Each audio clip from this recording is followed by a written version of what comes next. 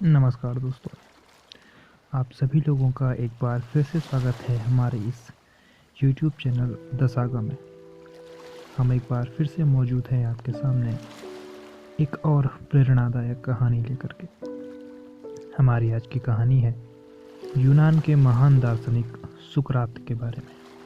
सुकरात नाम आपने सुना ही होगा। अरस्तु का नाम आपने सुना होगा, यानी कि सिकंदर के गुरु वही अरस्तु जिन्हें कि अंग्रेजी भाषा में एरिस्टोटल भी पढ़ा जाता है। तो अरस्तु के गुरु हुए हैं सुकरात और ये महान दार्शनिक हैं और इनकी कहानियाँ बहुत ही लोकप्रिय हैं। इन्हीं लोकप्रिय कहानियों में से एक कहानी आज हम आपको सुनाने जा रहे हैं।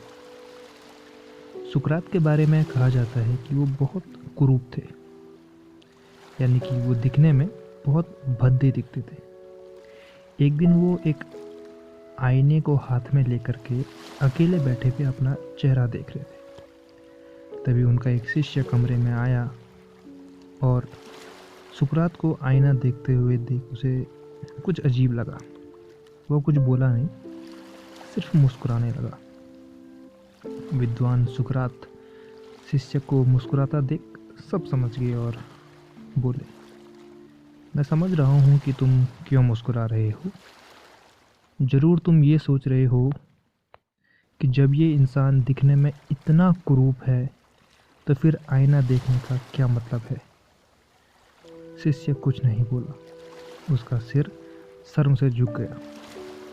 तब सुकरात ने यह देख करके खुद बोलना शुरू करा, चलो मैं तुम्हें बताता हूँ कि मैं आईना क्यों देखता हूँ। शायद इसके पीछे का कारण तुम नहीं जानते हो, है ना। शिष्य बोला, नहीं। तब सुकरात ने कहा, मैं भद्दा दिखता हूँ इसलिए रोज आईना देखता हूँ। जब भी मैं आईना देखता हूँ तो मुझे अपनी कुरूपता का एहसास होता है और मैं अपने रूप को अच्छे तरीके से जान पाता हूँ। और मैं हर रोज अपने रूप को देखने के बाद ये कोशिश करता हूँ कि अच्छे काम कर सकूँ, जिससे ये बाहरी सुंदरता या बाहरी कुरूपता को मैं ढक पाऊँ।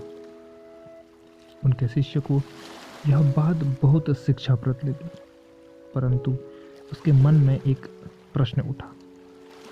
वो प्रश्न ये था कि इस तर्क के हिसाब से तो सुंदर लोगों को आईना देखने की ज़रूरत नहीं है। तो उसने यह प्रश्न सुकरात से किया। तो सुकरात ने कहा, ऐसी बात नहीं है।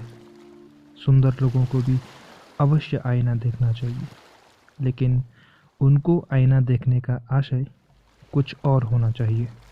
उनको आईना इसलिए देखना चाहिए ताकि वो ऐसे काम कर सकें जिससे उनकी ये बाहरी सुंदरता कायम रह सके।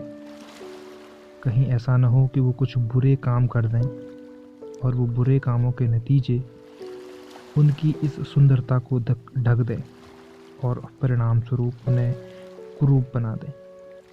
अपने गुरु की ये बात सुनकर वह शिष्य सुकरात के सामने नतमस्तक हो गया। तो दोस्तों, ये थी हमारी आज की कहानी। ये कहानी फिलॉसफी से जुड़ी हुई कहानी है, तो शायद समझने में थोड़ा सा ज़्यादा वक्त लगेगा, परंतु ये कहानी जीवन की एक बहुत गहरी सीख हमको दे के जाती है और उम्मीद है कि उस सीख को आप अपने जीवन में उतारेंगे और एक सकारात्मक सोच के साथ आगे बढ़ेंगे। धन्यवाद।